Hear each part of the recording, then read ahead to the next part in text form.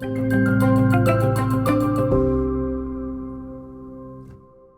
to this great event, looking at the money moves you should be making or could be making in your 30s and 40s.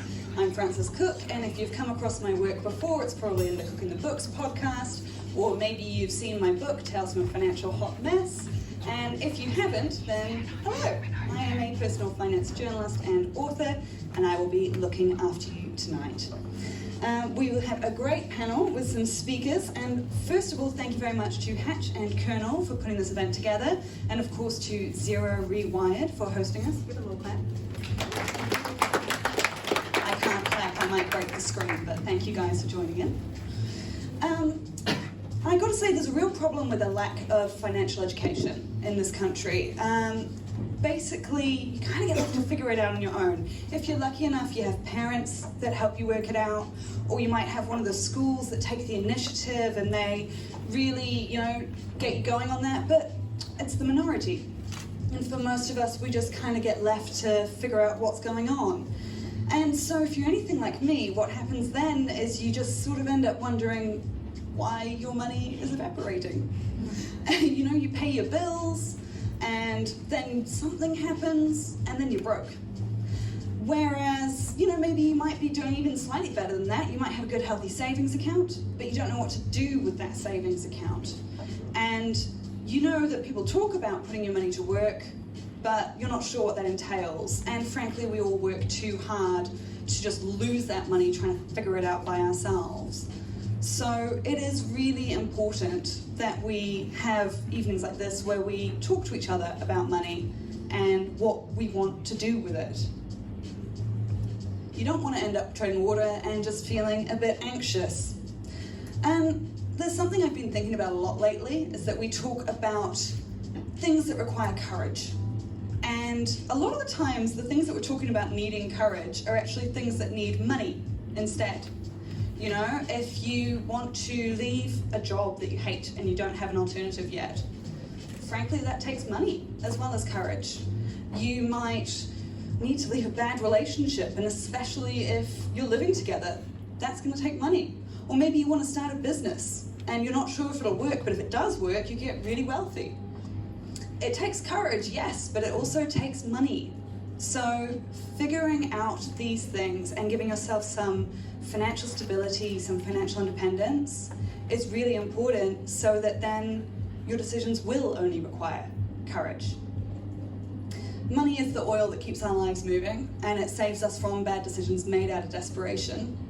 So no pressure on our panelists tonight, but I am really glad that we're having an evening like this, especially in your 30s or 40s. This is the time where there is a lot of opportunity to make a lot of headway.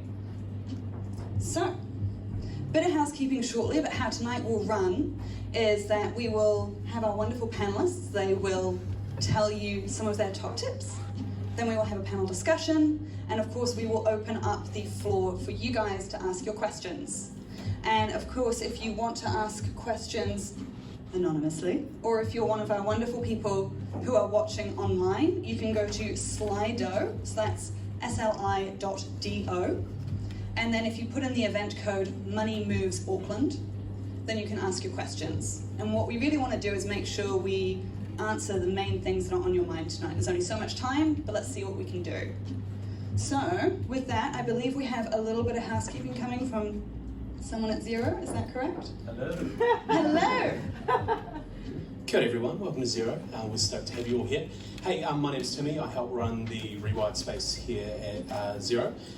We are a purpose-built co-working space that is powered by Xero with the hope of boosting small business in New Zealand. So if you have any questions about co-working or also about Xero, feel free to come and speak to me later. So a little quick health and safety coverage, I guess you could say.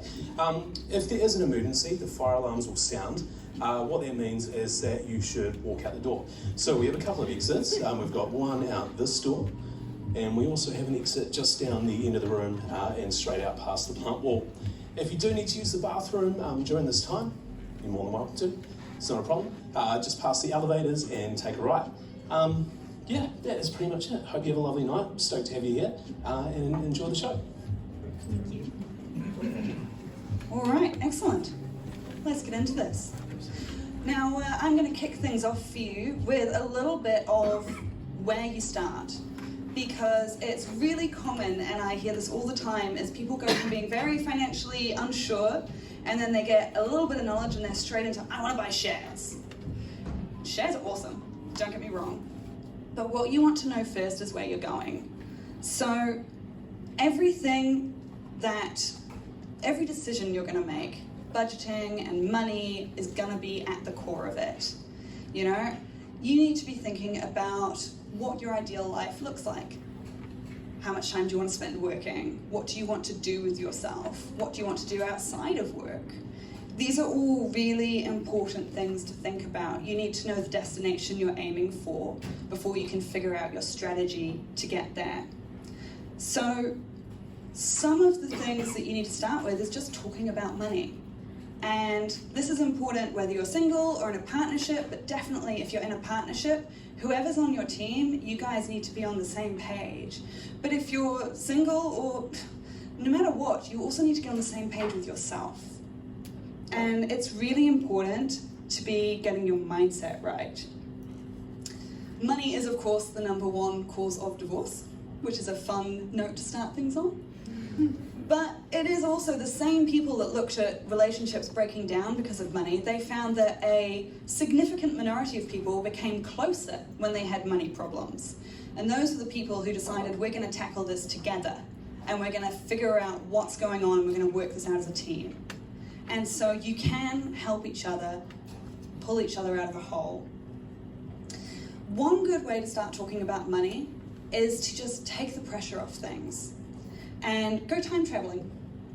So the first place I always start is talking to people about what's one of their first money memories, you know? And this is where you start to figure out how you feel about money and some of the reasons why you might have certain attitudes to it. And this is great with a partner so that you can figure out where they're coming from and how they feel about it. But it's also when you do it with yourself, you might have this mind-blowing realization suddenly of why you are always so anxious about this certain thing that you know shouldn't bother you this much. Or why you constantly do this dumb thing that you know you shouldn't, but you do it anyway. And when you start thinking about where you've come from with money, you know you might always be anxious about that certain thing, but you can figure out, okay, what's a more rational response to that? I know where that's coming from. And another thing that's really great is thinking, what would you do if you won lotto? And this is great, again, with a partner or by yourself, because when you think, what would I do if I won lotto? Doesn't even need to be Powerball, can just be lotto. You know, that's your ideal life. As the saying goes, you can have anything but not everything. And so if you're thinking, $1 million drops into my lap, am I going to go traveling? Am I going to help out my family? Am I going to buy a house and pay it off? Maybe, given Auckland house prices. You know, this is suddenly your ideal life that you're thinking about, and you've taken the pressure off things by going time traveling so that you can think with a bit more clarity. And then you can say, well, I don't want to wait for lotto. I'm going to figure out how I do this myself. So everyone else is going to chat to you about investing, and that's great. The first place to start is the money to invest. You have to carve money out of your budget, and then you can put it to work. So the big one I always tell people to start with is your core expenses, and that's housing, transport, and food. I know everyone goes on about coffee, or avocado on toast, right? Who groaned? That was, yeah. And you don't need to worry about saving $5 on coffee if you can save $200 on rent. You know, your big expenses are the ones that have the most room for change, and we often feel like they're locked in stone, and they don't have to be. You can decide if there is a different way you want to live your life. And the best thing about that as well is when you make these big core expense decisions, they're one and done. You know, if you manage to change your rent or your mortgage, then that's probably set for at least a year. Or if you manage to change how you're getting around the place, then that's probably just a new habit and you won't think about it again. So if you get creative and start thinking about how could you change your life differently, your life is different from mine, so I don't want to throw out different ideas because all you're going to say is, that wouldn't work for me. But you know what your life looks like, and you know what you could change within that. So you can think about things like, if you can walk to work, or if you can move. I do both.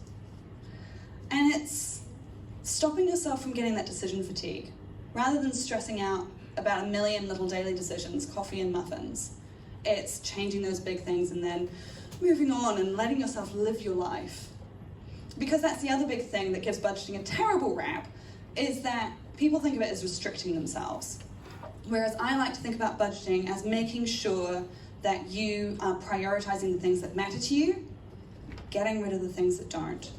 So my next big tip for when you're looking for the space to carve out the money to invest is a money diary. And you just record everything that you buy for at least a week, more if you can put up with it. And you record how happy everything made you and how much you needed it. Now, there may be a point at which you need to rank just how happy things make you, but for the most part, everyone who's done this, and I've talked to about it, there was something that didn't even make them happy and that they didn't need, and they immediately cut it and they didn't look back. There is little things that creep in there, and once you see it on paper, our brains just work differently. You got to see it written down sometimes. And cut it. Cut the things that you don't care about. Get rid of them. Who cares? I don't want you to give up the things that make you genuinely happy. I just want you to focus and know what those things are. And then you know where you're going. And all of a sudden, then you have some spare cash that can go into the fun stuff like investing and looking out for your future. And then you have the motivation as well to keep going because you've thought about what your ideal life looks like and you know that this is what's going to get you there. And these are, you know, if you get irritated by budgeting or you need to start over, you just go back to these core things once again. Why do you want to do this? What's the goal? What are your core expenses? Can you change them? What makes you happy? What do you need? What don't you need? And then it's back to the fun stuff. And so, speaking of that fun stuff, we have our first panelist for the evening, which is Kristen Lemon from Hat. You are, no pressure. Did you do that? Yeah, that's what happens when you don't set the order. Okay. So, Kristen, no stranger to New Zealand's startup ecosystem, loves working with digital disruptors, believes that technology should simplify our financial lives and help us be better with money. As Hatch's GM, she spends her time working to inspire Kiwis to be as wealthy as they should be by opening up access to international investment opportunities. All yours? Is it all mine? Oh, shoot, this is for real. Good.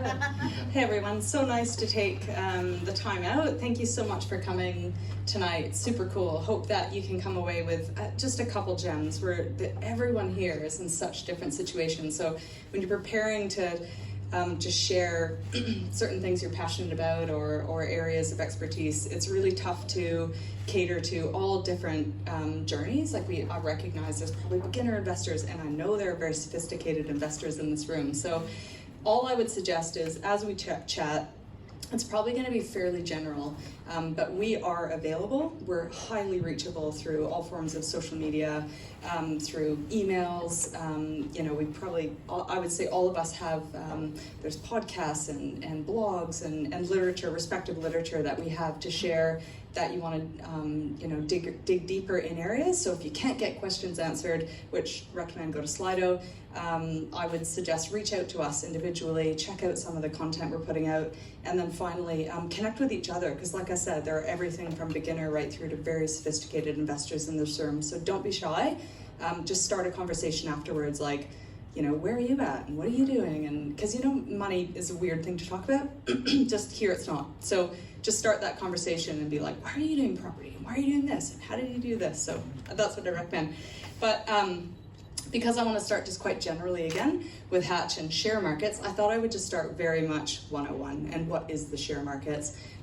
Why invest in the share markets? And then how? And so very base level again. But I just thought that would be a nice place to start, and then again can deep dive with any questions or afterwards. So 2020, financial literacy. I would just say this, we've titled it Money Moves in Your 30's and 40's. Sorry if that's offensive. The reason we did 30's and 40's is because it's 20s, you're kind of just still finding your feet, and there's 20s in this room. That's so cool that you're so invested in your future. How cool. I wasn't in my 20s. I was making ends meet in a crummy little apartment in Vancouver, not even thinking. Retirement was just so far away. Money was just so far away. You're just looking to build your career, really. In your 30s and 40s, you find your feet a little bit. You're taking breaks with kids, maybe. You're getting into kind of property. You've got a little bit of money to start to sort out. Certainly in your 40s, and you're actually scarily thinking about retirement and this concept of, oh, I'm gonna need money, and how can I continue to fund this lifestyle that I'm living? So I'm just gonna focus today on, so that's kind of why we did the whole 30s and 40s, is because we wanna tackle that. You've got a little bit of money. What are some smart money moves to make? A bunch of people talking about different things, but I will talk about share markets in particular, because that's where Hatch lives. And so 101 is a share market's basically an exchange of where people buy and sell, and it happens to be investment products. And so we happen to do US share markets, which is the New York Stock Exchange, and the NASDAQ. The NASDAQ focuses largely on technology stocks. So some of the ones that like Apple's and Netflix and stuff, they'll be listed on NASDAQ, whereas the New York Stock Exchange is one of the largest share markets in the world. They would have a lot of the blue chip stuff that anything from Coca-Cola to Berkshire Hathaway, they would be listed. Their shares would be listed on this exchange. So it's really a marketplace where people come and buy and sell. It happens to be stocks and companies. The NZX is the New Zealand Stock Exchange, and you can buy and sell stocks in New Zealand companies on that. You've probably heard of a bunch of others, but I'll limit that talk. In terms of what a stock is, when a company wants to they get to a certain size and they need to get some capital to continue growing, they will list in an initial public offering, which is known as an IPO, they'll list their stock. And what they're basically doing is selling a portion of their company to everyday investors, and they're just saying, we need a bunch of money because we've got all these goals to do cool stuff to grow this business, and we're going to do it by taking all of your money. So they list a stock, and they'll do that through an IPO. Some of the notable ones in the last year, at least on Hatch anyway, were Slack, Uber, Lyft. Controversial because some of them have done well, others have not done that well. If anyone's aware of WeWork, we're in a co-working space. WeWork was a disaster, and that's just such an interesting one to look at. A very recent one also is Casper, which is a mattress company, and there's some really interesting articles on Casper. So there's this whole thing behind IPOs and what that looks like. Anyone who uses Airbnb, I can't imagine anyone in this room that doesn't. They will be coming this year, which is pretty cool, onto Hatch. So IPOs are pretty interesting because these companies either want money or they want, to be fair, Airbnb is going to be direct, but we're not going to go there now. But anyway, so they have stock, and now you as retail investors can buy shares in that company. So you're effectively buying a tiny piece of that company, and what you're doing is you're saying, I back what this company's doing. I believe in growth. I believe that this share is going to increase in value, and that's how I'm going to make money from it. The other way to make money from shares is dividends, and that's a company that's fairly well established, maybe doesn't need all that money to reinvest into their growth, and they'll pay out some money to their investors, and so that's another way to make money off of shares. But effectively, you're investing to either make money from dividends, which is just constant little payments that companies make as a thank you to being their investor, right through to the appreciation of the stock price. I hate to say it, but if anyone's followed Tesla, so sorry everyone, it's like sick of talking about Tesla, but that stock price has gone from when we launched Hatch, it was probably at about $100. I think I don't know what it is today, over $800, it's crazy. So I don't want to say crazy, I can't say that, but it's like, wow, amazing. And so, that is appreciation. So people that invested at $100 now have, done quite well, and we've had some really interesting stories from Hatch investors with Tesla. But anyway, that's why you would invest. The two ways of kind of making money off shares in just very simplistic terms. In terms of other jargon, let's talk about price. How is it priced? Like, what is the deal with a share price? It's very much like any other market in the world. It's effectively demand and supply. So it's like how badly someone wants that and what other people are willing to pay for it. You always have a buyer and a seller, and that basically the share price is the last price that someone bought that stock, that share at, is effectively the share price. And it very much is supply and demand, so you will have share prices that are considered overvalued. You're like, that's crazy, that makes no sense, that's so expensive based on kind of the fundamentals of that business, you know, how much money they're making or what they're doing or what industry they're in, and others are undervalued. And so there's different strategies that investors employ, but that's effectively how a share price is priced, is basically us, you know, negotiating prices with how much I'm willing to pay and sell this little slice of this company for. In terms of, let's see, other tickers are just the little unique code that, the acronyms that companies are listed at. So Apple is AAPL, Tesla is TSLA, and those are just basically, you can just search up the tickers and see what the recent share price is and look at the historical share price. Just another jargon word wanted to throw out there. And then in terms of, let's just talk quickly about companies. Naturally, companies are listed, and so you can invest in companies on stock exchanges, but another really common thing to invest in is exchange-traded funds. And those are basically funds that are listed on an exchange, and they're traded on an exchange. So an exchange-traded fund, very simply, is just a basket of companies that represents companies in a particular area. The most common one probably would be the S&P 500. So if you were to buy into an S&P 5, that's so jargon, I'm so sorry, but Standard & Poor's 500, it's like an index of a basket of 500 of the biggest companies in the US. So that would be like really common, really massive. If you wanted to invest in, you know, pretty big chunk of the share market, an S&P 500 ETF would do it. And what that means is your investment is automatically spread over 500 companies, the biggest companies in the US, by market cap. So the value of that company, market cap is basically how valuable, how much that company is kind of viewed on the public market. So the S&P 500 would be 500 of the, America's biggest listed companies, and you would be automatically spread over that 500 companies with just ownership in one ETF. So it's very quickly diversifying your money. So instead of investing in one company, you're invested in 500. So that's an exchange-traded fund. Is just like, if you don't want to do a lot of research on a particular company, you might just say, well, I feel good about just investing in a total world exchange-traded fund, and I spread my investments over like thousands of companies, or maybe 500 companies, or maybe in New Zealand there's 20 or 50, and so you're just spreading automatically, letting other people do the research, and you're kind of just building a bit of a fund portfolio. Dean's going to talk more to that in a little bit. But I just wanted to kind of de-jargon some of that stuff. Hopefully I did. Why invest in the share markets? The share markets have traditionally been probably one of the, in terms of its highest returns when you look at any investment. So when you compare it to investing, putting your money in a savings account or putting it in any other kind of vehicle, the share markets have traditionally, historically, returned the highest returns to investors. I'm sure you're all aware of Warren Buffett. He's probably one of the most well-known and successful investors, and he got into share investing when he was 11 years old. And he basically just kept investing.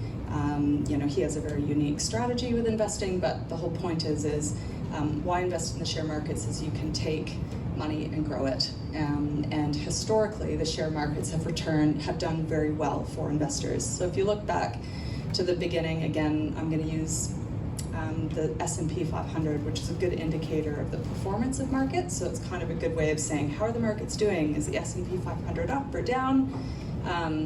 That's kind of a general, being the largest share market in the world, that's kind of a general sense of how the markets are performing. I think over the last 20 years, they've returned on average 10% annually to investors. So 10% just by putting your money into shares is pretty good return. I think most would agree.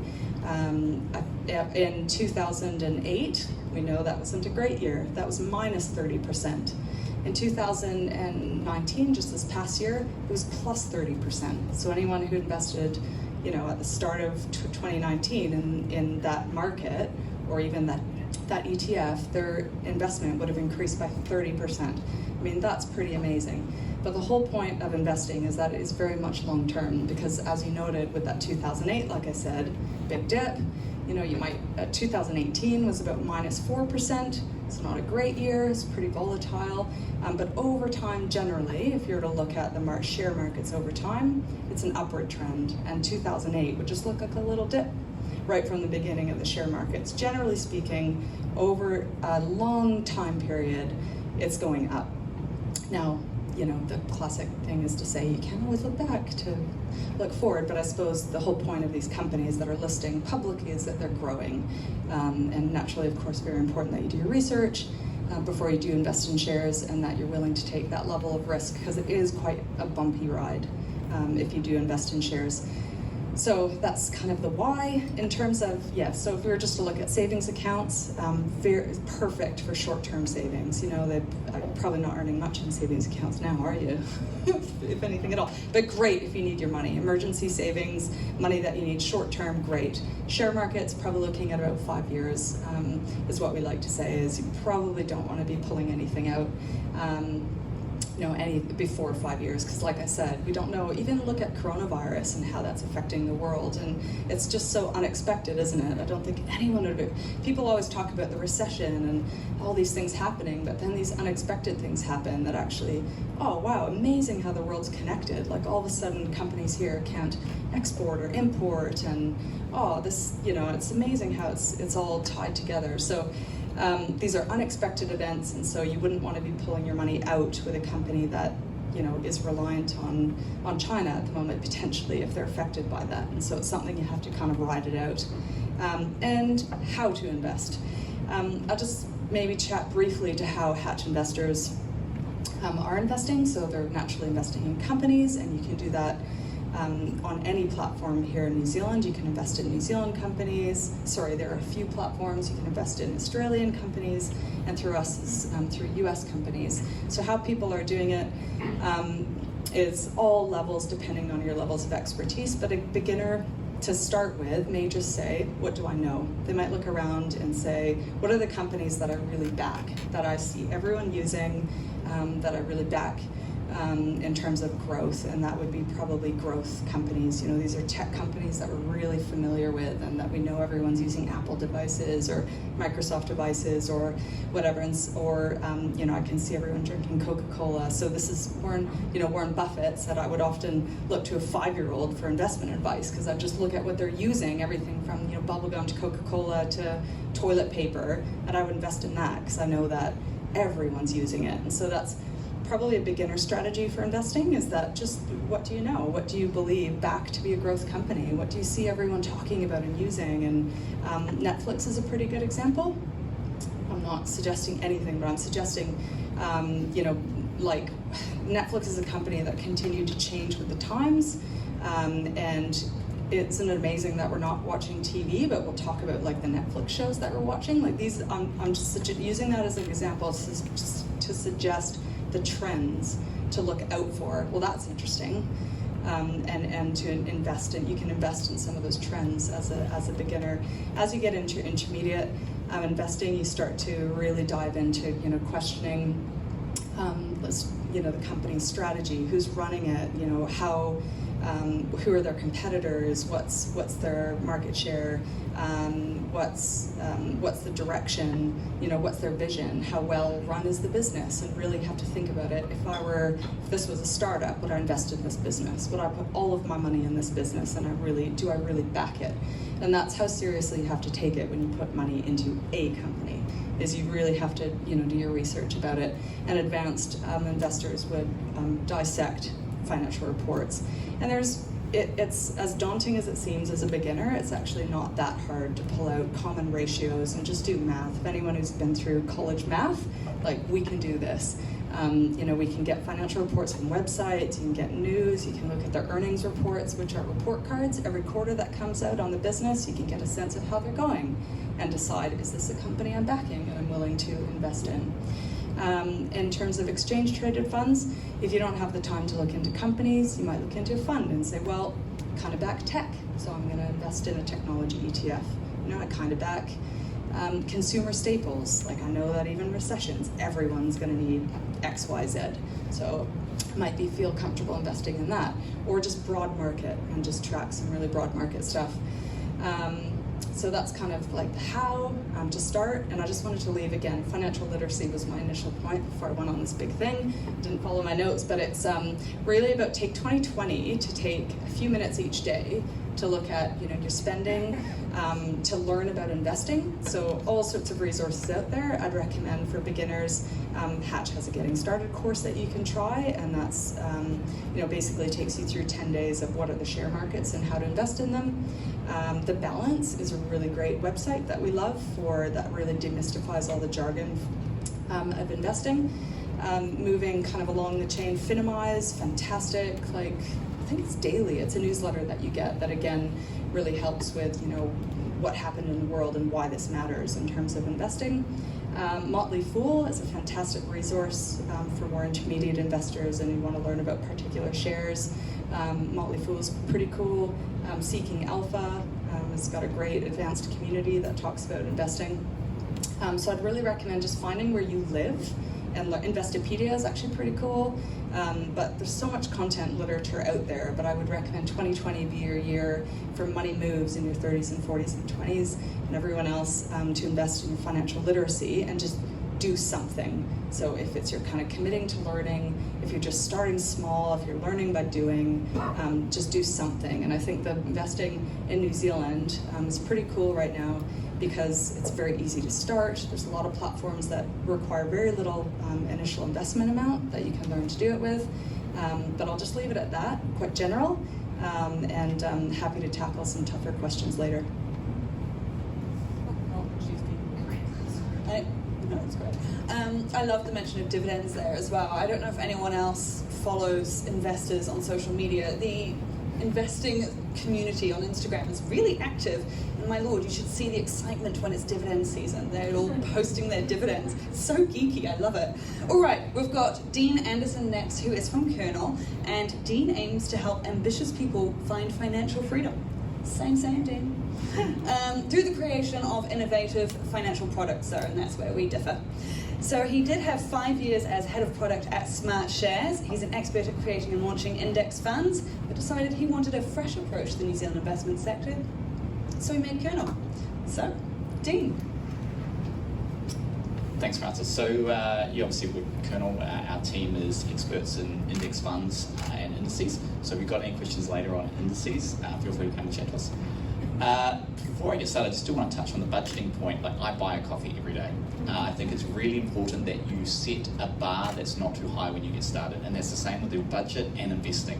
If you go out there and have these huge expectations, it's a bit like saying, New Year's resolutions, great, I'm going to go to the gym 5 days a week. Ain't going to happen. You'll survive 1 week and then you'll give up. And so work your way up with your budget and with your investing. Set something that's realistic, that you're not going to be put off from when you fail to achieve it. The other big thing that you guys all have an advantage of at the moment is two big things. You've got a big time frame in front of you. You've got lots of investment horizon, so you have a lot of choice. You're also still probably about to reach your maximum earning potential. So you have a good income, you're probably all accumulating. I would argue that that probably puts you in a really easy position compared to others. It's a lot harder to have the investing discussions in retirement, particularly at the moment when interest rates are really low. That's raising some really difficult questions for people that are going into retirement or are in retirement, and how do they survive? What income do they have? So for you guys, the big thing is you're probably thinking about, how do I accumulate wealth? We will talk about investment property and other assets. Interestingly though, investment property is now probably out of reach for a lot of people. You have to have a 30-40% deposit. You may not have that yet. So where do you even get started? Maybe investment property is your goal. And so the big thing for us, we're really promoting getting started, and it can be daunting, as we've all sort of touched on, to make that first leap. And there are a number of ways you can go about it. I would argue that you shouldn't get distracted by the noise and the headlines. So we actually did a research piece, it's in one of our blogs, it's called How to Time the Market Perfectly. And we literally looked back over the last 20 years with real market data and said, can somebody who saves their money in a cash bank account time the market, and how do they perform versus somebody that just said, I'm going to put $100 a week in. So in the New Zealand case, over the last 20 years, there's been 5 periods where there's been a fall of more than 10%. So 5 in 20 years.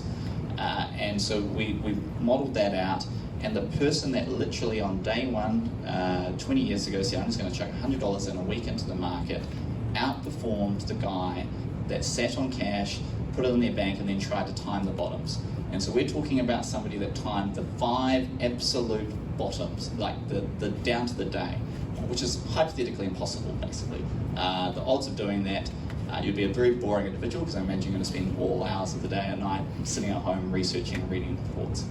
So the big thing is take that first leap and get started. So how do you go about that? We've talked about it a number of ways.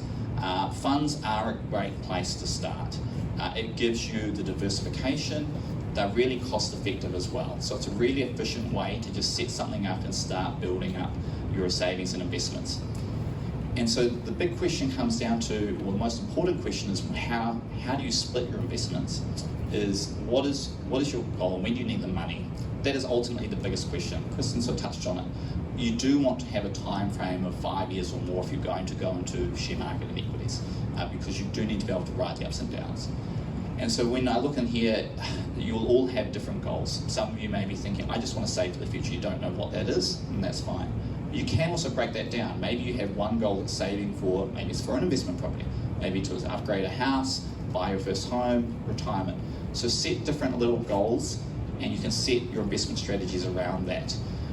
But if you are looking at the long term and you are investing 4 or 5, 10 years plus, you have huge earning potential ahead of you. You've got a long time horizon. You can ride the ups and downs, get started and get into the market and start experiencing it. You will learn as you go. And so one of the other big things that we talk about, and obviously we're very passionate about index funds, one of the big reasons is that index funds compared to actively managed funds, look, all the data shows that they will outperform over time. So where do direct stocks and other assets come into that? Interestingly enough, Kernel, our name, there are a couple of definitions to Kernel.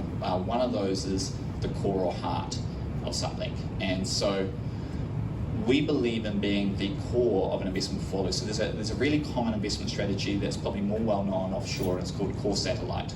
And so what you do with a core satellite investment strategy is you put 60-80% of what you want to invest into low cost index funds. Why you do that? Because that's going to lock down your market return. That's going to give you the broad diversification and exposure to the market that you need. Then around that you have what's called satellites. And your satellites are the other assets that you want to put into the mix. It may be a direct share, it may be your Tesla shares, it may be it's an investment property. It's the other things that you want to complement that core, but the benefit of the core is it's going to make sure that you've got the diversification that you need and the spread and exposure to the market so that you're going to be able to ride those ups and downs without putting everything at risk in one company or one property. So that core satellite investing is something that we don't see as much of here, even in the financial advisor market, but we are starting to see a bit more of it come around as people go and understand how they can complement index funds with other investments. So that's kind of the big thing from me. Obviously, I think it would be great to open up the panel and start answering some of the questions and hear what you guys have to say, and we'll be sticking around at the end. But take that leap, don't set the budget too high to start with, and you can easily, with all the platforms and technology available today, just start with small amounts and work your way up from there. I guess the other final thing with that, which is a tension that we have, don't go and change your investment strategy all the time. Be it individual stocks, funds, or whether you're going into, you want 20% into US and 40% New Zealand, whatever that may be, once you're comfortable with that initial strategy, you don't need to look at it all the time, you don't need to change it, because that's incurring unnecessary costs and you're reacting to markets and noise. Ignore it. Ignore the headlines, ride the ups and downs. as Kristen said, 2018, pretty average year. Going into 2019, talks of all sorts of news headlines around it's going to be a horrible year, and turns out to be one of the best on record. Does reinforce why index funds are great compared to professional active managers. But that is the thing, you can just switch out the noise and think about that long-term goal. It is a tension of ours though, because obviously everybody now sitting in here probably expects to be able to do it 24/7 on their mobile phone. Put the phone down and go buy coffee. Yeah. All right, let's see if this one works. It does. Excellent. Sweet. Oh, hello. I must say I'm very relieved that we are all in agreement that coffee is good. I have a personal motivation for hating on that don't buy a coffee. So I'm going to buy a coffee, and I'm also going to buy some shares. You can't stop me. All right, next up we have Darcy Guru, who I automatically really like because he's a fellow podcaster. We're taking over. Now, he's been a self-employed accredited financial advisor for over 17 years. On top of investing in property, Bitcoin and shares, he's the host of New Zealand Everyday Investor, and he talks about everything related to building wealth. Go for it. Thanks, Francis. And what an honor as well, I must say. Not just you, but everybody, of course. So I'm a financial advisor, like Francis said, and primarily over the last, I guess, decade and a half, I've been working with people, usually in the 30s and 40s that are trying to make a move, usually with property. And so I wouldn't call myself a property investor expert advisor, that has certain connotations that I'd like to disassociate with, but there is a flavor of that. And so what I'm going to say is just a couple of things just to get you thinking about this topic. By no means do I want you to act on any of this, of course, and it's going to be a little bit edgy just to get you to think about it, not because I'm right at all, or not because anyone's right for that matter. In fact, I think in this space, a lot of people are really dogmatic, right? Have you noticed that? Like if you go onto a Facebook group, whether it's the Property Investors Group or the Share Club or something like that, people have an opinion and you have to subscribe to that opinion or else you're out. And one of the reasons why I love doing a podcast is because it's actually quite freeing to be actually open-minded and learn. And there is no right or wrong way around this. But with property, the best way to do it now, the way that I would do it. With property, it's one of those things where I guess like with shares, right? There is a barrier to entry sometimes, and that barrier isn't necessarily a financial barrier, it's actually a mental barrier, and you have to get over that educational barrier to actually interact with it.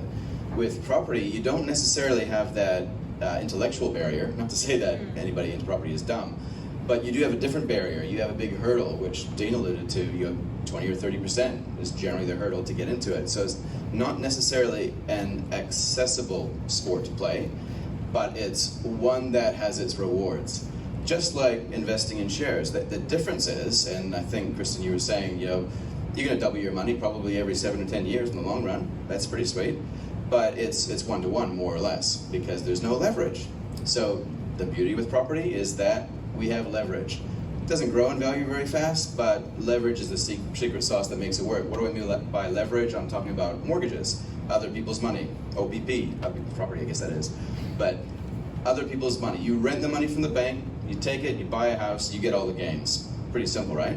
Actually, how many people here own a property? Cool.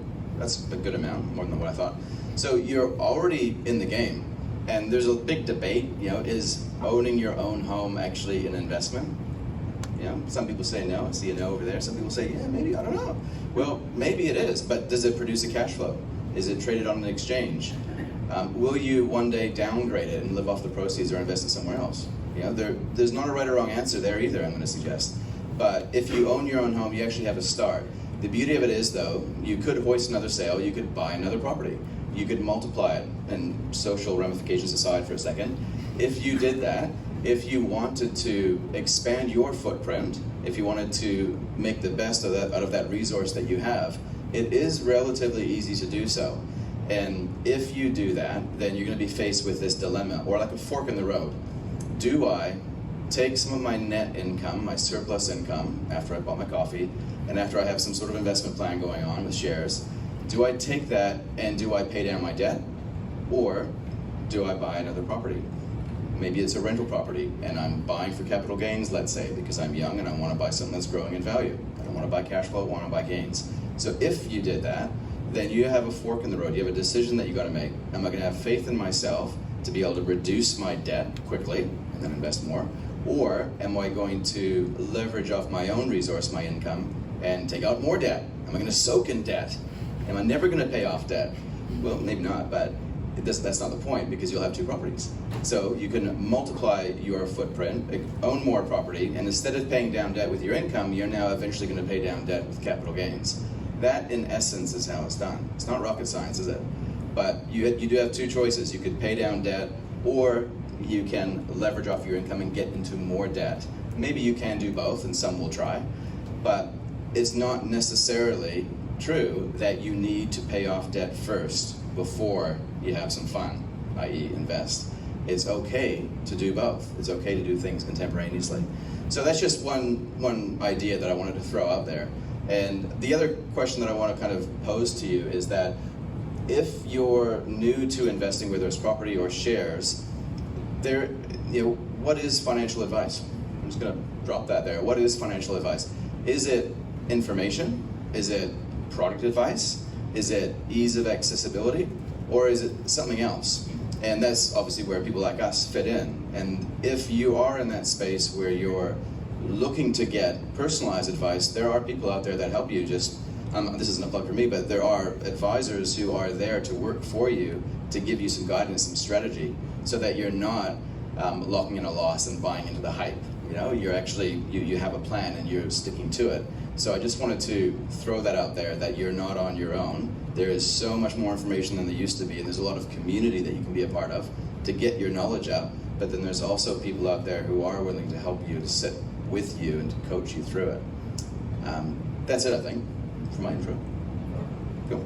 Fabulous. And I would say as well, it's so true what you said there about there isn't one right way. And I love that about podcasts as well, that we talk about all sorts of different things, because there are lots of options. And then what's on you is to figure out what's right for me. Not just what's right for my lifestyle, but what's right for my personality. Because the last thing you want is to panic and freak out.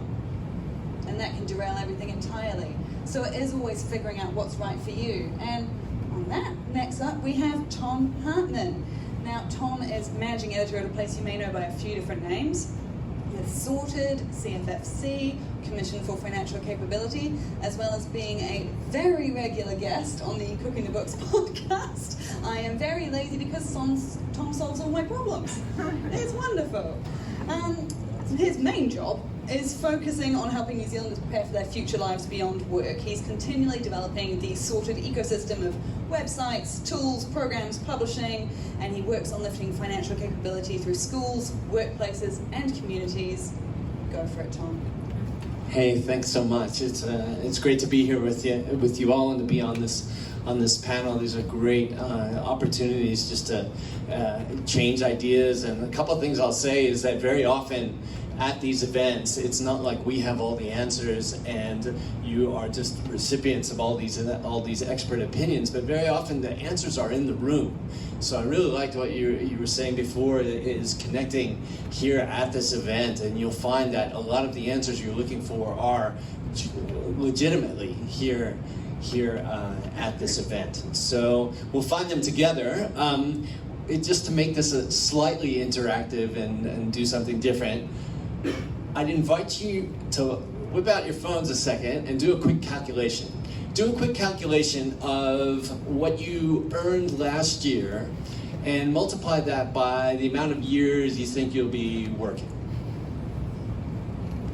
And as you're doing that, I'll also make another point that I know that investing is part of all of our futures here. And why do I know that? Is because in general, our needs go up over time. And investing is one way to solve those needs. When I teach my kids about money and ask them, hey, what's money for? Where I'm trying to get them to is that money is actually for growing. Okay? So when you have that calculation, what I like to do next is take time out of the equation. Okay? So right now, you might be thinking of that money that you have, that you've just calculated, as something in the future. That's something you still have to work for. That's something you still have to earn. And that's all true, but let's take time out of the equation. let's say that that money is already yours. And it's really healthy actually to think about all that money as an asset you already have. And think about what you want to happen with that money from now until the days you stop working. And those decisions that you make with that money are key here. That's what we're talking about. And if you think about all the marketing people who are working in town right now, and they're trying to get a share of that. They're trying to get a share of your wallet. They even talk about wallet share, right? So the decisions that you're making are about that money there. Treat it as it's already yours, as if it's already yours. And actually, we know that many of you, you're going to have incredible careers. You're not going to stay where you are, and your money is going to grow too. So that calculation that you just did, if you just did based on your salary now, is actually very conservative, right? So let's think about what that's about. Now, my work on Sorted is really, if I think about all the people that we've helped, we work with in communities, in workplaces, in schools, online. If I had to distill it down to one thing, it's pay yourself first. Okay, so that all that money, if you did that calculation, is heading towards you. But very often it's going to go out the door. And it's going to go out the door on all the things that, all the overheads you have, all the other bills. If there's one thing that you can do in order to lead to success in everything, and especially in investing, it's pay yourself first. How many of you are familiar with that, with pay yourself first, that technique?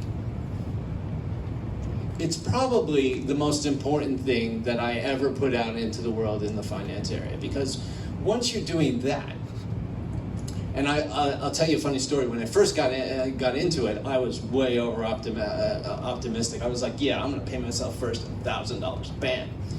And I was like, no, wait a second, I can't do that. Wait, that's not going to work at all. Okay, so that's when you get into things like making a plan for all that money coming in. Essentially what that is, I don't even like to use the word budgeting at all, because all it is your plan for all that money that's going to come in the door. So, paying yourself first. Let's talk KiwiSaver next.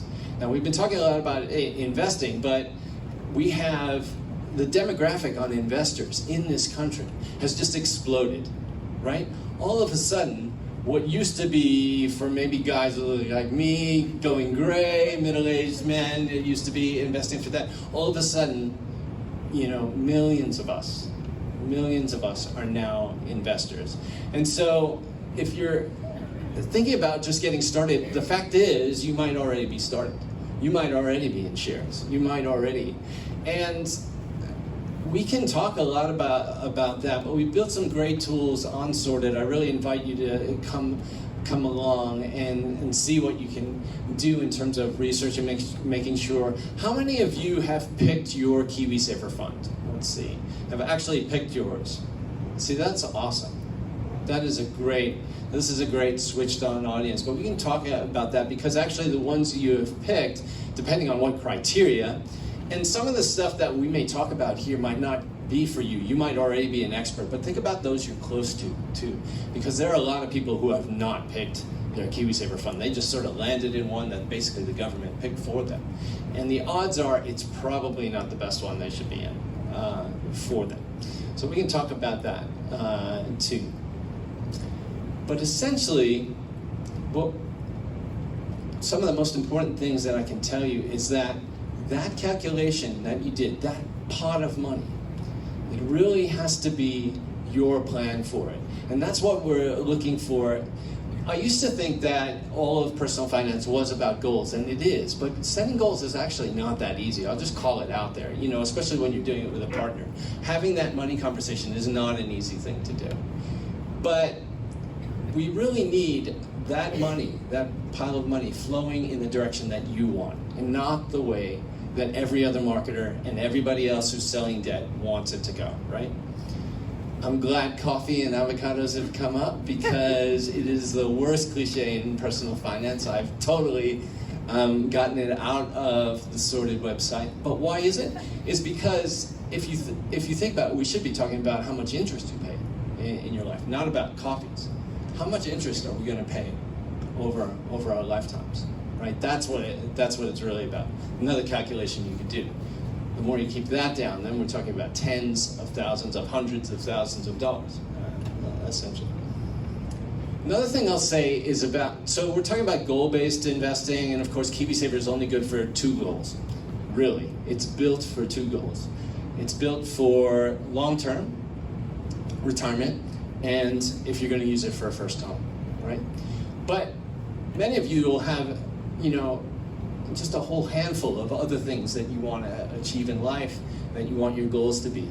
And that's the other reason why investing is so important. You're not going to just have those 2 goals, right? Those are important, and that's why the government helped set up KiwiSaver, and that's why we need to tune up our KiwiSaver choices really a lot, but those are only 2 goals, right? There's going to be tons of other ones that investing will be part of the solution.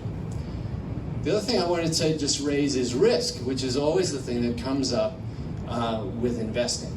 And on Sorted, we've distilled it down. We really, Darcy might have another definition there. A lot of people, define risk in lots of different ways. I'm going to pick on him, but because he's technical, he knows his stuff, right? So, but what I want to say is risk is really about the chance that you might not make it and reach your goals, right? So every time you set a goal, you have to gauge the risks. And risk in investing is no different, because you're using investment, hopefully, to achieve your goals. You have to gauge on how much of a chance there is that you might not make it there, right? And it turns out there are tons of risks. As many of you will know who are investing, there's risks that come with a given industry. There's risks that come with a given area of the world. If you're investing in the States, if you're investing in Australia, if you're investing here, right? There's tons of different kinds of risks. Lots of times the words just get molded together and it's all about volatility, this roller coaster that we're going on. But risk is, there are many. And those should all be addressed every time that you're doing your research about what companies to go into. So a few things, other things I could say, but I'm really keen to get the conversation going amongst us all. Take your questions, make sure. But really financial capability is, you're lifting your money skills is about all these decisions that we make along the way in terms of our investing. So thanks very much, and let's give it back to Francis. Thank you. Thank you. I love that. The pay yourself first, it's timeless. It is always a good idea. I must say that the day after I get paid, my money goes out automatically to my savings account and my investing account, because if I leave it until the end of my pay cycle, I will have spent everything but $3, and then I'm going to go find a coffee, and I'm going to spend that too. So pay yourself first is key, because otherwise our lizard brains cannot handle it. All right, we're going to jump into audience questions really soon. Before we do that, I'd like to just run along you guys, and we'll start with Tom and work our way backwards. What got you interested in money, and where did you start? Got me interested in money. Back in the States, I worked in the mortgage industry for a while, and I had a front row seat actually as the GFC took its course, and watched it. And part of my job was actually analyzing people's credit reports. I was working for a bank, and they had to make a call on whether somebody was good to loan to or not. And so you could see their financial histories, and I would look through these over and over and over. And basically I got a view into the decisions that people were making with their money.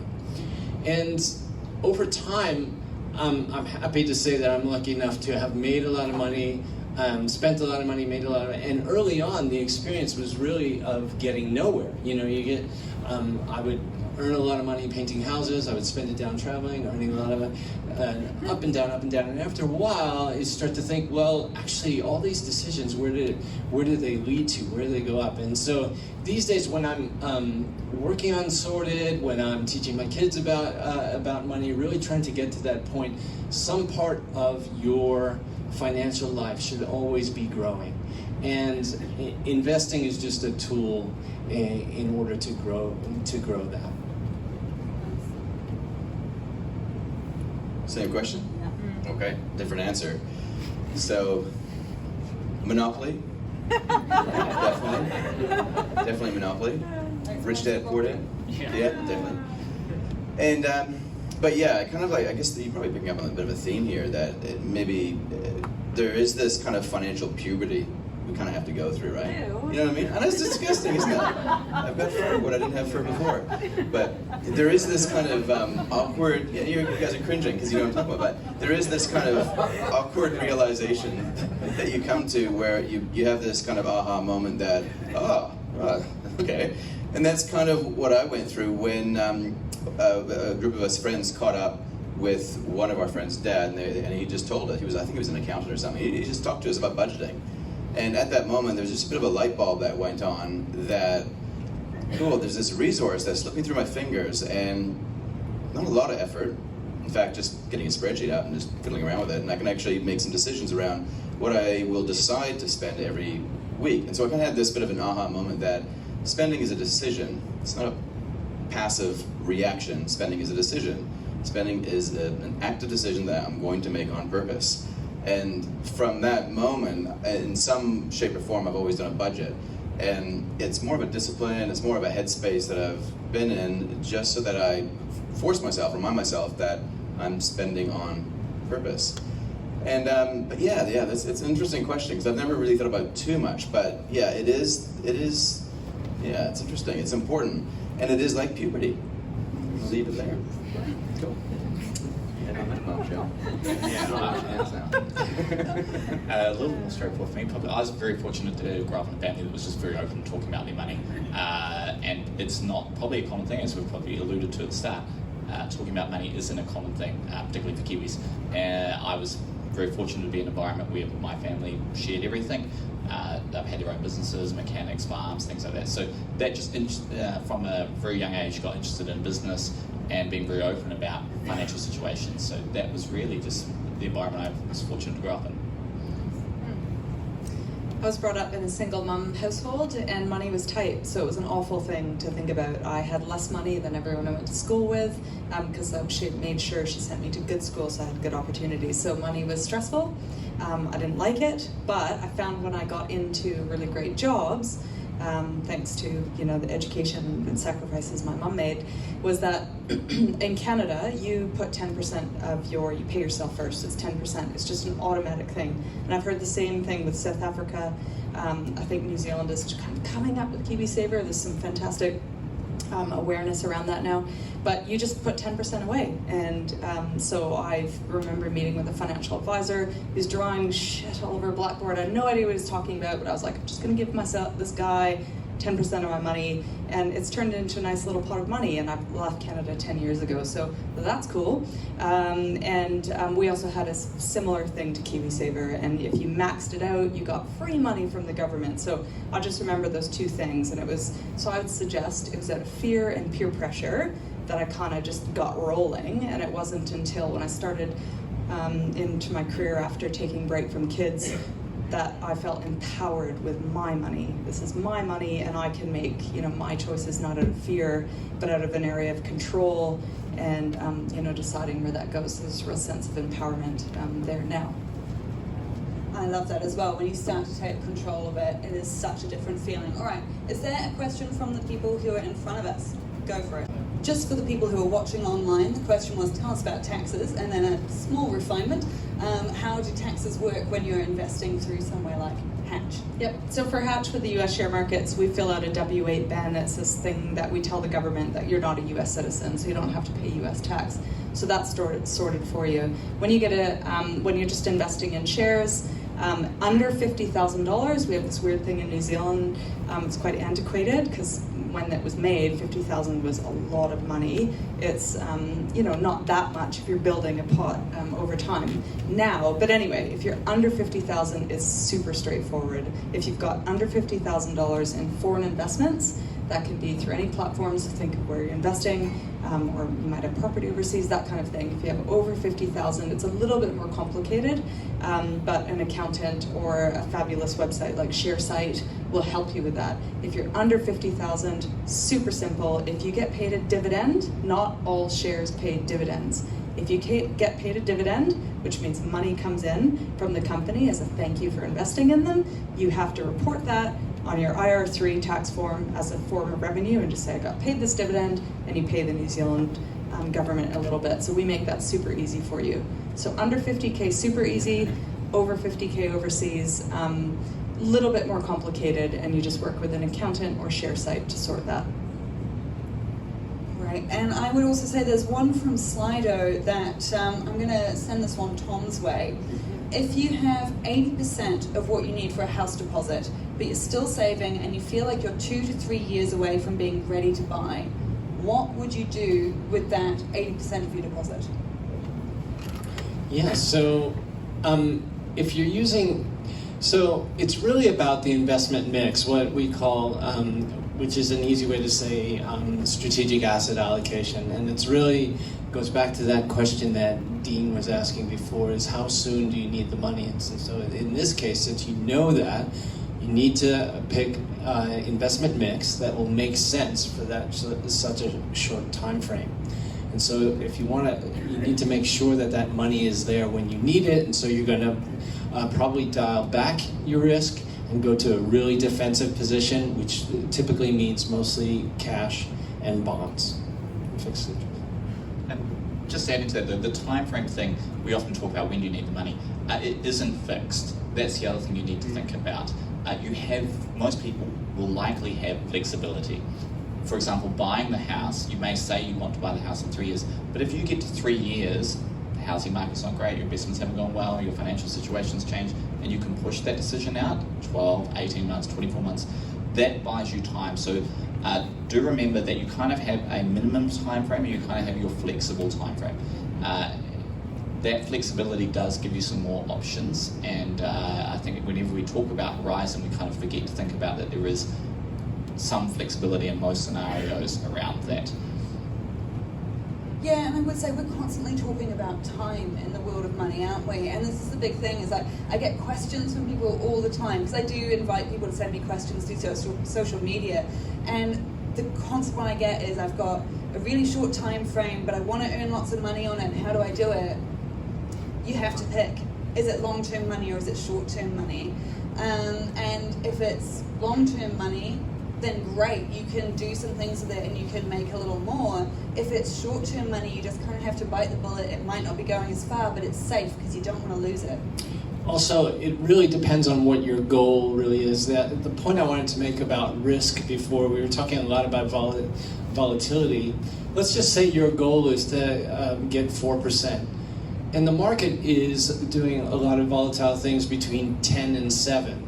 That volatility doesn't matter, because you are so much on track to hit your goal. There's a very low risk that you're going to hit it. So sometimes the volatility doesn't matter. It depends what your expectations are, what your goals are. If you need 10% and the market is really volatile, then that's another question. But if you don't need it, if you need something like 3%, it's a very different picture. And I would say as well, while we're answering questions here, of course, these are general rules of the game. You know, if we were to give proper financial advice, well, most of us aren't actually financial advisors. We're people who know personal finance, but we would also have to look through your bank accounts. So keep that in mind. We're talking the general rules. All right, was there another question? Question for those listening at home is how you manage diversification and how diversified you actually are when you're picking different funds. Yeah, so diversification applies across a number of fronts here. So you're obviously thinking about there within a market and how many companies within a market, but when you're thinking about your investment goals, you're going to have diversification at several levels. So you've got, well, how much do I want to be in equities versus fixed income versus cash? You know, that's the starting point, right? You know, and that's determined based on when you need the money.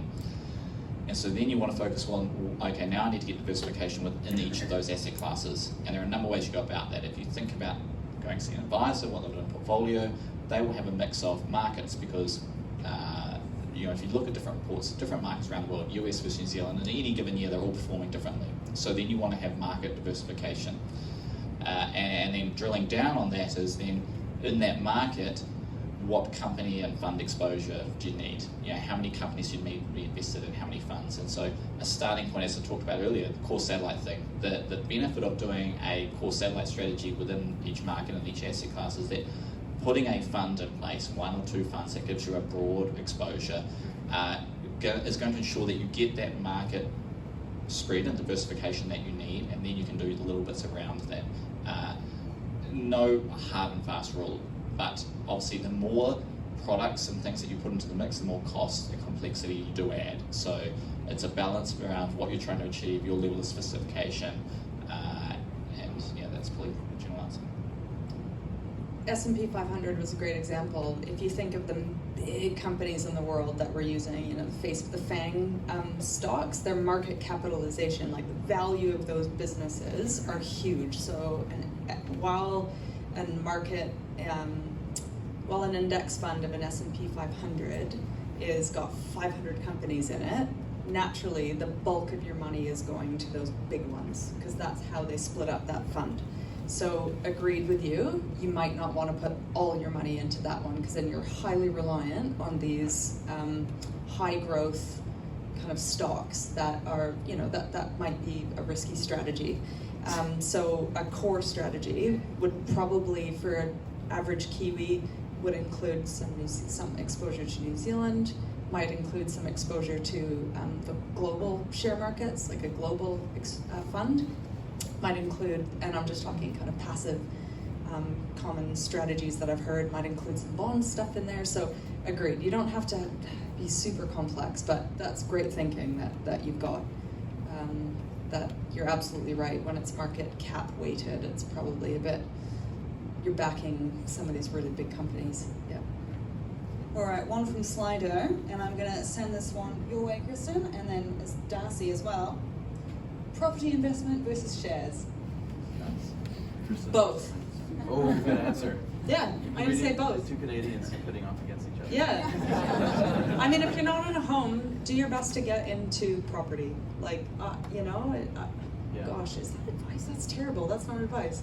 I just personally, I wanted a home. I've got a family. I didn't want to have to move. We've also rented. I didn't want to have to move school zones. I wanted a place of my own. I recognized the value that property, we got on the property ladder quite early in my life. Got a crummy place an hour out of town, and this is in Canada, and we were able to sell that and buy another, and so we have a lovely home in Wellington. It's nothing flash, but it's really nice to be in property in New Zealand. So the way New Zealand is set up, as it breaks my heart, is property is quite attractive here in New Zealand, and it does break my heart. Like in Canada, there's capital gains tax, and so people aren't crazy about property, and there's not the social impacts that we see here. But it is still a pretty interesting investment thing in New Zealand. That said, we live in a very small market. We're a tiny island on the bottom of the earth, so I would say both, because you need to have your KiwiSaver, you need to have investments elsewhere, and to be diversified. You trust me? Go property, screw shares. Wait. I'm just kidding. We do have a blog saying the complete opposite. I'll be busy writing blogs tonight. Yeah. Okay. So it's absolutely true. You got to do both, and what I want to add to that is that you got to do both all the time, right away. Buy whatever you can. I know this sounds weird, but buy everything that you can right away as fast as you can. And I know. Yeah, that's the whole idea. But no, the whole, and it sounds a bit weird, but imagine a train is taking off and it's gathering speed. You want to grab that as fast as you can while it's going at the speed that you can catch it, right? You want to get on as fast as you can. So at our age range right here, I'm going to include myself in there if I can generously, you want to grab that, right? Because you have the longest horizon, and if you can hang on to property and shares, then you know that given enough time, it will do well. Yes, it's more volatile, and that's actually good, because you want volatility, because usually with volatility comes growth. 7 to 10% per annum for the next 20 to 30 years. The thing that's missing here, which I think probably should be mentioned, is, and this again is a little bit controversial, get in debt, stay in debt, don't get out of debt. Now that sounds dodgy as, right? and the reason why is because it enables you to do both. It enables you to expand your footprint, not just in property but in shares. At our age, we've been told to get rid of debt as fast as we can. Is that the best advice? Tom's going to say yes. No. But, just messing with you. But there's a little bit of wisdom here, and it's not for everybody, and you need to be really careful about how you take that on, right? But if money is so cheap, what's your rate of return on getting rid of it? It's diddly squat. It is a risk-free rate of return, but if you adjust it, it's not that awesome. You could be doing so much more if you just understand how the game is played. You see it with companies. Cheap money pushes up asset prices. We can play that too. You can get a mortgage. You can get another mortgage, buy an investment property. Why would you get rid of something that is cheap, easily accessible money if you're already in the game? Why not buy shares, leverage up using your home even? Like, this is dodgy ass, right? But again, just to get you thinking, right? I very rarely would say this to anybody. I just say this to you guys. I don't know you. And I don't care. But, is there some Darcy, I'm going to cut your mic off. That's right, you're elected, right? But is there some truth in that? You know? And just take that on board and think about it, because if there is some truth in it, then maybe there is some action that could be justified. Who knows? Or maybe it's just crap advice. Advice is not advice. What was it? I do believe it was Tom who once told me that debt is like fire. It can keep you warm. It can rage out of control. Personally, I like to keep my fire extinguisher on hand, but to each their own. That's right. It's how badly is it burning? I mean, that's why we're so, we're locked into store cards and credit cards and things like that. That's a fire that's out of control. That's an emergency. What you're talking about is not a fire that's out of control. It's a controlled Nice burn. one, nice. It's a controlled burn. Controlled burn. All right. Now we're in the last few minutes. I would love to take maybe 2 more from the people who are here, and then I'll do 1 more from Slido. For those at home, the question was, obviously, everyone who gets into investing wishes they started earlier. Same. Can you get into schools? Sorted. Yeah, so that's mine. Many people aren't aware, but particularly over the last year, we've been rolling out to years 9 and 10 a program called Sorted in Schools, and if you're interested in, you should definitely go to sortedinschools.org.nz, have a look. It's actually rolling into the New Zealand curriculum, and not as its own subject, but actually in other subjects. Even, digital technology, math is the obvious one, but even things like sports planning for teams, financial capability and investing comes up in all sorts of areas. And so it's coming, it's already there, and it's also in Maori medium education as well. And so that's pretty much every school in the country is getting it. But many people aren't seeing it yet because it's a slow rise. Yeah, it's You coming. can request it, is that right? Go to your school and... Oh yeah. It's a great thing to do. Ask your kid's school and whether they're participating and whether it's coming for them. Yeah. Excellent. All right. I've got anyone else with kids? Yep. So we probably talk to our kids a lot about money, and it's tricky to engage them. So I think the school thing's good. Banker is also in a lot of schools in New Zealand, and that's teaching about like mortgages and stuff. I know that my daughter's just started college, and I put her in a money management course. So if it's not in primary, if we can't get Sorted or Banker, make sure that in year 9, your kids are doing the money management course, which is offered in all colleges. And that, it's cool. She was telling me about the curriculum. It's like they have to budget and they have to talk about needs versus wants, all this cool stuff. And I know there's investment platforms in New Zealand that have kids accounts. Hopefully Hatch is launching as well, which helps you kind of teach your kids this is like a savings account, and this is what this is for, and this is for investing, and this is kind of like your college or university, what it's called here. And then just a last little thing, the way I've engaged my son is we've invested in just small amounts of money, but in the brands that he loves, like Nike and Apple. And what I'm able to do then, he knows it's not for his long-term savings, like it's a little bit of money, but what we do is we watch that share price kind of go up and down, because he knows, he sees his friends wearing it, he wears it all the time, and we just do that. Excellent. Now, I did see 2 hands go up when I talked before. Yeah. All right, for those at home, the question was if you're trying to buy a house and you want to live in it, there's a lot of extra costs that go into it, rates, maintenance, the interest on your mortgage. Are you better off renting and sticking that in an index fund? Go for it, Tim.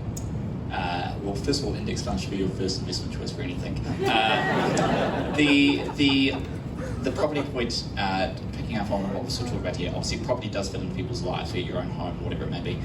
a property index fund, like we have a property index funds, but the only listed property companies in New Zealand actually invest into commercial property. And there's probably a very good reason that they only run investment trusts that invest into commercial property. They can't at scale make the returns from residential that they could in the commercial space. Costs do come into it, and people forget about all the hidden costs. They forget about their time and labour and maintenance and fixing the broken pipe in the middle of the night. But they are very different things. So investing in a residential property versus a property index fund is quite different. The other thing is that you won't have the same leverage. So the leverage within the commercial property funds is around 30%, where if you're looking at investment property, you go to Darcy, he's going to ramp you up to 95. So you do have that difference. At a high level though, the property market, yes, it does have reasonable returns over the long term. The share market does actually outperform that over the long term, but as we talked about, the leverage is the difference. So there are a number of factors that come into play, and you really need to assess your situation as to whether you want to be in a direct residential property and owning one property, or whether you want to have a diversified commercial property exposure through an index fund. They are very different. One little thing. The one little thing I'll add there again is KiwiSaver, is that many of you may have exposure to commercial property within your KiwiSaver fund. So that's the other thing to keep in mind. And I would say as well, don't forget, if you're talking about your own home rather than property investment per se, is bear in mind lifestyle factors as well, not just money factors. I personally think that renters do not have very many rights in New Zealand, and you can end up with a slightly unstable lifestyle. If you're fine with that and you don't want to put down roots, that's amazing. If you want to know that you've got a place that you can call your own for the next 10, 15 years, it might be worth the outlays. These are all things to factor in. It's never purely a money decision. There's also the lifestyle that you need to think about as well. Was there one more question? I would go for it. And for those at home, the question was, terrible, awful millennials, just kidding. How are you going to convince them to be thinking long term like you need for investing? No. Yeah, it is something I probably touched on earlier. A big tension for us is not just millennials, but everybody these days expects 24/7 access on their phones, and we want to encourage and create engaged, literate, investing Kiwis. Equally, we don't want you to look at it. So that's a real tension for us in terms of how do we create that. So for us, we're really focused on creating content and products and a structure that works and encourages good behaviour. It is challenging to try and get people to think long term, and you know, if you're realistic, you're not going to see the benefits of that compounding for 5 or 10 years. It's not till a wee way down the track that you really start to see that ramp up and take effect, and all the rewards from your long, hard investment cycle up to that start to come and pay off. And so it's a challenge, but we need to put good information out there, good tools, and create events like this that get Kiwis engaged. And there is a balance between being digital and talking to people like this and getting you guys to talk to your friends as well. To think about an answer, I know what we're doing, and it's community. Because with US stocks, I mean, huge, some of the movements in the past year and gains and losses, you can build core on Hatch with the funds that we have available. You can build core with all sorts of cool funds here in New Zealand, but I would say 75% of our investors come to us for satellite. So that's the stuff that's like moving quickly, and they're really investing because they believe in tomorrow. So they're like, I bank on these businesses tomorrow, or they're looking for, you know, companies that are undervalued. But it really is 75% of our investors are very much just a small portion of their money is in Hatch, and that's cool. That's probably the right way to do it. And I would suggest community is probably when you invest in Hatch, you get invited into a Facebook community, and there are like hugely knowledgeable people in that community. And so a beginner investor will just say, I've got this, and what about this, and should I sell now? And the whole community chimes in. And I think that's how millennials get their advice these days. And that's why I think this group has been so successful and so noisy, is that it's a safe space to talk about this kind of thing and to not feel dumb and be like, should I do this, should I do that? And you'll have a whole community that chimes in. And I think that's kind of how they get advice, because they don't have access to a lot of advice. So that's what we found has worked for us. All right, and we're pretty much at the end of things, but I'm just going to say there's one more that I would like to pull out from Slido. We will have to keep the answers fairly short if we can. Can you simply trust a financial advisor with your money to invest and make all the calls for you, and then just get updates on your gains or losses? I would say, before I'm going to hand this off to Darcy, but I would say that before I got into business and personal finance, I was a court reporter. I don't trust anyone that much, not anymore. But Darcy, what would you say? Well, yeah. Can I just say before I give it to Darcy to talk about it? We work with financial advisors across the country, and there are great financial advisors, independent financial advisors who are not product aligned, who do charge a fee, but they legitimately charge a fee for a service the same way that you go to a doctor. When you need help, you go to a doctor and an expert, and that's exactly what an advisor will do for you. The key is finding those quality people out there and finding somebody that works with you and making sure that they're thinking about the things that, what asset classes you should be in and other factors like that. So definitely from our perspective and what we see in the market outside looking at the advisor market, it's a great.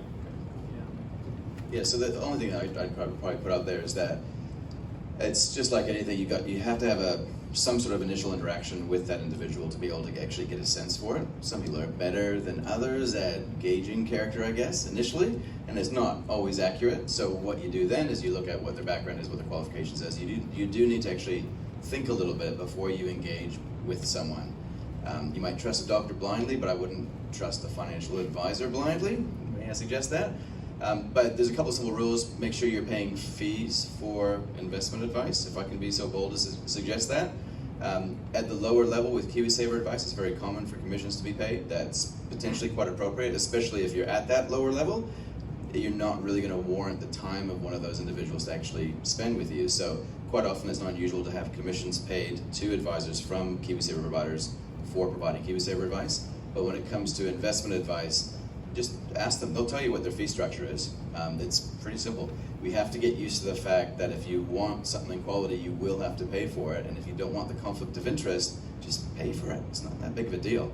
And this is the only disclaimer is that with mortgage advisors and insurance advisors, that's excluded from from this. But investment advice, definitely always pay for it.